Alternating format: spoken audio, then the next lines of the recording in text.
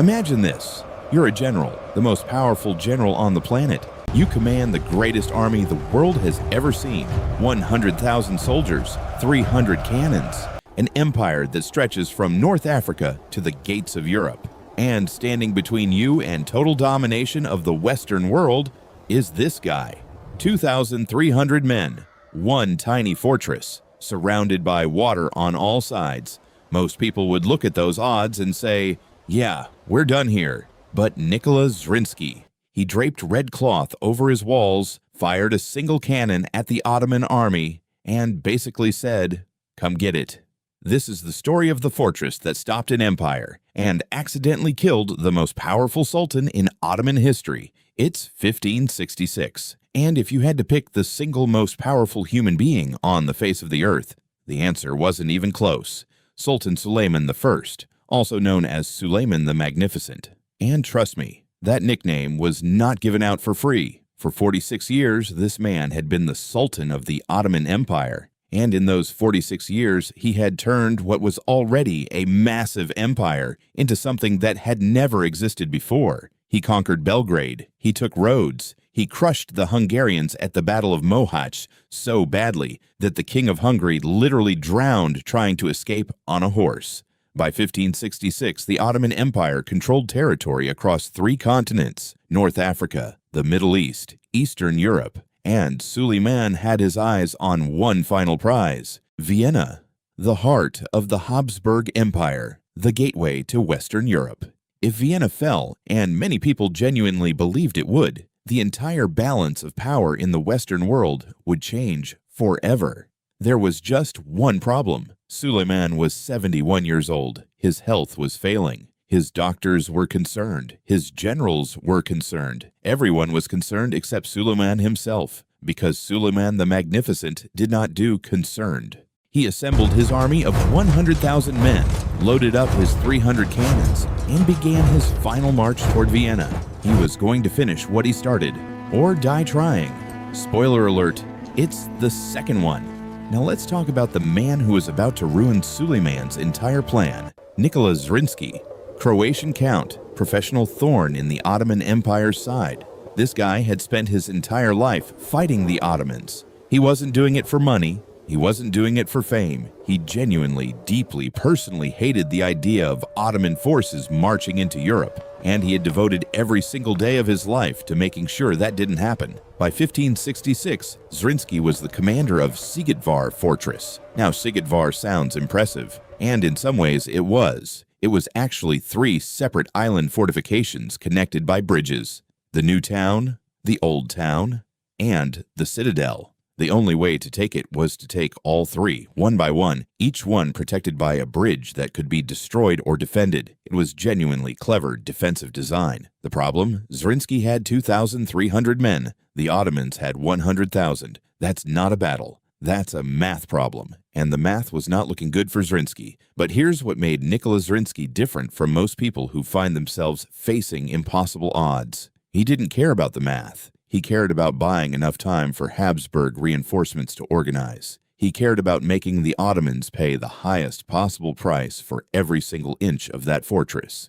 And he was about to deliver on that promise in spectacular fashion. On August 5th, 1566, the Ottoman army arrived at Szigetvár. And when I say arrived, I mean arrived. 100,000 soldiers spreading across the plains surrounding the fortress. 300 bronze cannons being positioned in rows, thousands of red crescent banners filling the sky. The defenders on the walls watched this in silence.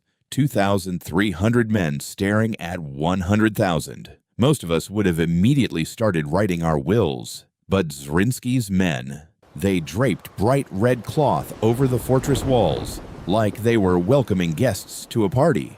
And then, just to make absolutely sure the Ottomans understood the message, they fired a single cannon directly at the Ottoman army. One cannon at 100,000 men. The message was crystal clear. We see you. We don't care. Come get us. Suleiman, watching from his command tent, was reportedly furious. Good. Angry generals make bad decisions. The siege of Szigetvár had officially begun. The Ottoman cannons opened fire on August 6th. And look, 300 cannons against a stone fortress is not a fair fight. The walls began to crack almost immediately. Fires broke out, buildings collapsed. The noise was described by survivors as the sound of the earth itself breaking apart. But Zrinski's defenders held. Wave after wave of Ottoman infantry charged the walls, and wave after wave was pushed back. These 2,300 men were not just fighting for survival, they were fighting for something bigger than themselves. And that kind of motivation makes people do things that defy all logic. By August 9th, after days of relentless bombardment, the new town walls finally crumbled. Zrinski ordered his men to retreat across the bridge to the old town. They destroyed the bridge behind them. The Ottomans had taken the new town, but they had paid a brutal price to get it. And they still had 2 more islands to go. The old town fell on August 19th after another 10 days of savage fighting. Zrinski pulled his remaining men back to the citadel, the final island, the last stand. By this point, Zrinski had started with 2,300 men. He had 600 left. 600 men. 1 island. No escape route. Suleiman, watching from his tent, sent a message to Zrinski. "Surrender. I'll give you rule over all of Croatia." Zrinski didn't even bother responding. And now we get to the plot twist that nobody saw coming. On September 6th, 1566, deep inside his command tent, surrounded by his most trusted generals, Suleiman the Magnificent died. Just like that, the most powerful man in the world. Gone. In a tent. Outside a fortress he couldn't take. His generals panicked. They had 100,000 soldiers outside who had already suffered massive casualties, who were exhausted, who were demoralized by a tiny fortress that refused to die. If word got out that the Sultan was dead, the entire army might collapse, so they made a decision that would echo through history. They told nobody. They kept Suleiman's body in the tent. They continued issuing orders in his name. They kept the greatest army in the world marching forward under the command of a dead man. Outside, the battle continued. Inside the tent, the Sultan was already gone. Back in the citadel, Zrinski knew it was over. 600 men, crumbling walls, no reinforcements coming, no escape, no miracle on the horizon. He gathered his men in the burning courtyard. He looked at each of them, exhausted faces, bleeding wounds, men who had fought for weeks against impossible odds and somehow kept going. And he said, "Let us go out from this burning place and stand up to our enemies. Who dies shall be with God. Who does not, his name will be honored forever." We stand as one, for our faith and our home be our witness. They will never forget our names. I will go first, and what I do, you do. God is my witness. I will never leave you, my brothers and knights. Nobody ran. Nobody surrendered. 600 men looked at their count, nodded, and began preparing for what they all knew was their final act. They pushed their last mortar cannon to the front gate. Without warning, they flung the gates open. The mortar fired directly into the Ottoman formation waiting on the bridge. And then Zrinski led his 600 men in a final charge out of the fortress.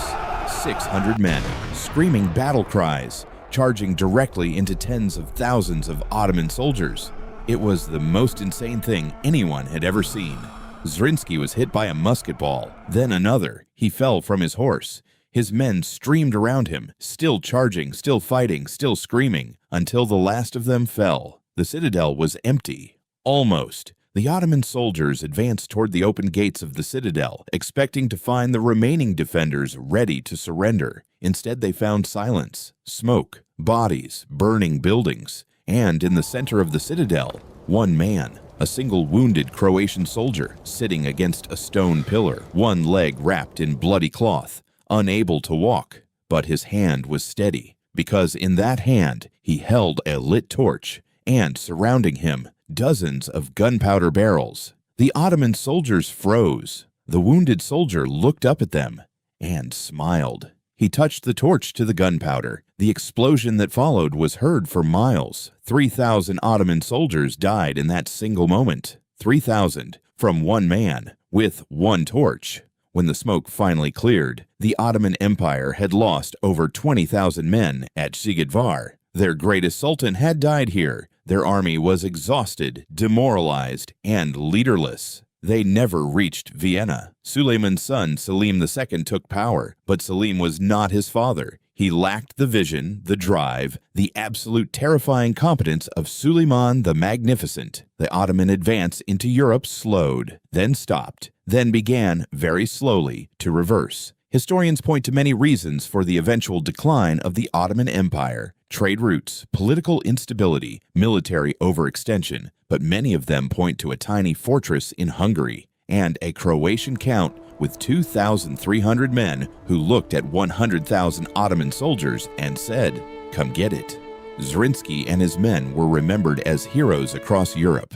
Pope Pius V called the defense of Szigetvár one of the greatest acts of Christian valor in history. The Holy Roman Emperor declared Zrinski a martyr. And in Croatia, to this day, Nikola Zrinski is considered one of the greatest national heroes who ever lived. 600 men gave everything they had, and in doing so, they may have saved Western civilization. So the next time someone tells you the numbers don't matter, remember 2,300 men who stared down 100,000. Remember a count who didn't flinch. Remember one wounded soldier with one torch who took 3,000 people with him on his way out. And remember that sometimes the most powerful empire in the world can be stopped by the people who simply refuse to move. If you want more stories like this, stories that your history teacher definitely didn't cover, hit subscribe, because we're just getting started.